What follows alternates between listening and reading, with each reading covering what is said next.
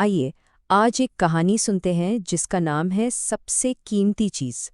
ये एक ऐसी कहानी है जिसमें हम सबके लिए एक बहुत अहम सबक छुपा हुआ है। और जानते हैं ये कहानी सिर्फ एक बच्चे की नहीं, ये तो हम सबकी कहानी है। इसमें हम सबके लिए सोचने और सीखने के लिए बहुत कुछ है।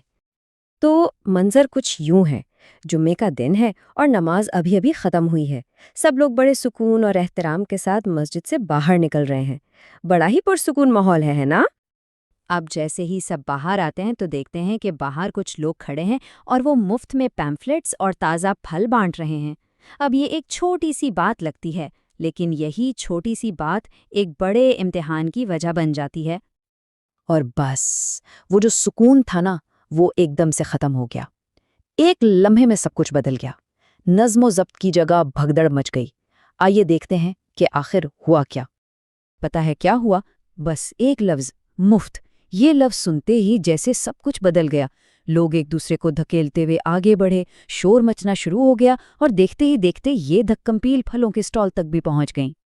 अच्छा, यहाँ एक बात सोचने वाली है। क्या इन लोगों को इन चीज़ों की बहुत ज़्यादा ज़रूरत थी? नहीं, ऐसा नहीं था। ये तो बस एक दूसरे को देखकर आगे भागने वाली बात थी कि बस मैं पहले ले लूं। अब इसी सारे शोर और धक्कमपेल में एक बच्चा है, अहमद। वो एक तरफ खड़ा है, ये सब कुछ देख रहा है। और बस यही वो लम्हा है जब वो एक बहुत अहम फैसला करने वाला है। अहमद देखता रहा कि कैसे लोग एक पैम्फलेट या एक फल के लिए एक दूसरे को धक्के दे रहे हैं, और अचानक उसके कदम रुक गए। वो भीड़ में शामिल होने ही वाला था, लेकिन एक सोच ने उसे रोक लिया। और वो सोच क्या थी? उसने खुद से पूछा, क्या ये सब हमारी इज्जत के लायक है? क्या एक मामूली सी चीज के लिए इस तरह का रवैया, क्या ये ठीक है? तो देखें, यहाँ दो रास्ते बिल्कुल साफ नजर आ रहे हैं। एक रास्ता भीड़ का है, जहाँ सिर्फ धक्कमपेल है, बेचैनी है, और दूसरा रास्ता अहमद का है, जो सब्र और सुकून का रास्ता है। अहमद ने सोचा कि चीज़ें तो मिल ही जाती हैं, आज नहीं तो कल, लेकिन अगर उनको पाने का तरीका ही गलत हो तो हम फ़ायदे से ज़्यादा नुकसान उठाते हैं। और जानते हैं सबसे बड़ा नुकसान क्या है? हमारी अपनी इज्जत। अच्छा, तो अब चलते हैं अगले जुमे की तरफ। देखते हैं कि इन दो अलग अलग रास्तों का नतीजा क्या निकला। क्या इज्जत और सब्र का कोई इनाम मिलता भी है? अगला जुमा आया और मंजर बिल्कुल वैसा ही था। वही शोर, वही भीड़, लेकिन एक चीज़ मुख्तलिफ थी, और वो था अहमद का रवैया, क्योंकि उसने पिछली बार से एक बहुत बड़ा सबक सीख लिया था। इस बार अहमद ने क्या किया? वो भीड़ से अलग हो गया। वो खामोशी से एक लाइन में खड़ा हो गया, अपनी बारी का इंतजार किया, और जब उसकी बारी आई तो उसने आराम से अपनी चीज ली और शुक्रिया भी अदा किया। कितना सादा और कितना बाइज्जत तरीका है ये।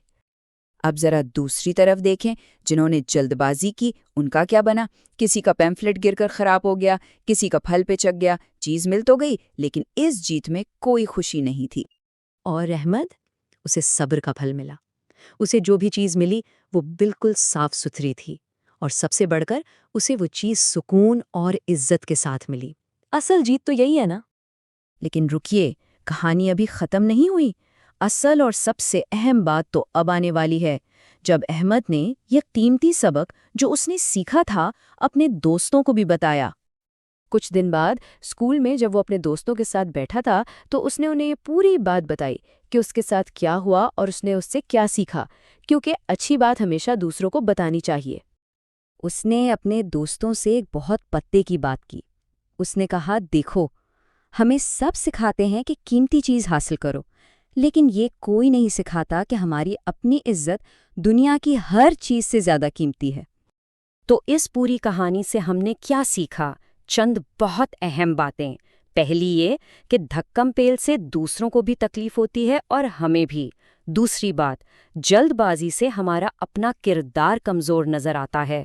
तीसरी बात, चाहे कोई चीज़ मुफ्त हो या खरीदी हुई, अपनी इज्जत हमेशा कायम रखनी चाहिए। और सबसे अहम बात, क्या मिल रहा है, इससे ज़्यादा ज़रूरी ये है कि कैसे मिल रहा है। तो फिर सबसे कीमती चीज़ क्या हुई?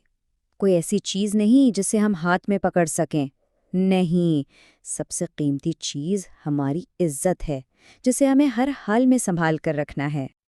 और आखिर में बस ये एक बात हमेशा याद रखिएगा, कोई चीज़ चाहे कितनी ही काम की क्यों ना हो, वो हमारी इज्जत से बढ़कर नहीं है। क्योंकि चीज़ें तो आती जाती रहती हैं, लेकिन इज्जत हमेशा इंसान के साथ रहती है।